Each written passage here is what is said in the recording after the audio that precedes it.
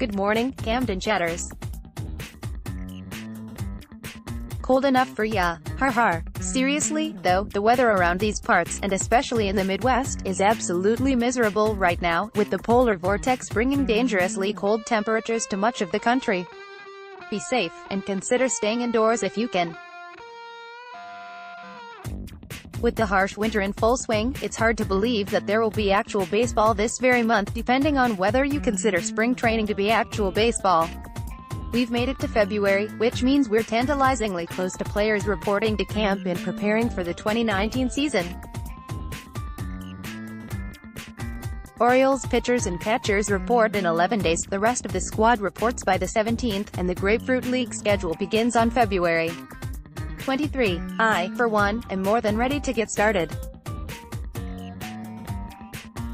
I'm ready to hear which players are in the best shape of their life, which pitchers have the ball coming out of their hand good, and which hitters are swatting bombs in intra-squad games. And yes, we all know the Orioles are probably going to be terrible this season, at least in terms of wins and losses. But it's still baseball. And baseball is always better than no baseball. Soon, my friends. Soon. Link's wait may be long for another Orioles Hall of Famer. BaltimoreBaseball.com. Now that Mike Mussina has elected not to wear an Orioles logo on his Hall of Fame plaque, who's the next player who actually will? As Rich Dubroff says, it could be a long time before that player comes around. Are the Orioles headed in the right direction? Baltimore Orioles Joe Trezza answers questions from readers, including one for Naive Soul who asks if the Orioles could trade Chris Davis in July if he gets hot. Sir, you are adorable.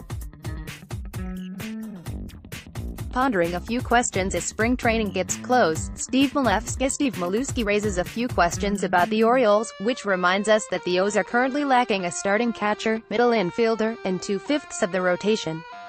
Like I said before, this season could be ugly.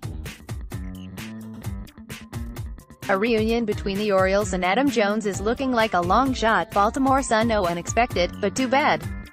Castro would find relief in throwing more strikes. School of Rock speaking as someone who has covered a few fanfests, one good thing about it is that you can gather enough quotes in one day to dole out for weeks worth of blog posts. Here it's time to hear what Miguel Castro had to say that day. Orioles birthdays. Is today your birthday? Happy birthday. You have 4 O's birthday buddies, none more notable than Orioles Hall of Famer and prominent member of. Blair spent 13 years in Baltimore and may well have been the most gifted defensive outfielder in franchise history, racking up 8 Gold Gloves for his stupendous leather in center field. Combine that with his solid offensive performance and you have a pretty darn valuable player. Blair would have been 75 today, but he died the day after Christmas in 2013. Other ex-Orioles with birthdays today are 2012 two-gamer Joe Mahoney, 32, 1998 outfielder Rich Becker, 47, and lefty Kent Mercker, 51, whom the O's traded to bring Eddie Murray back to Baltimore in 1996.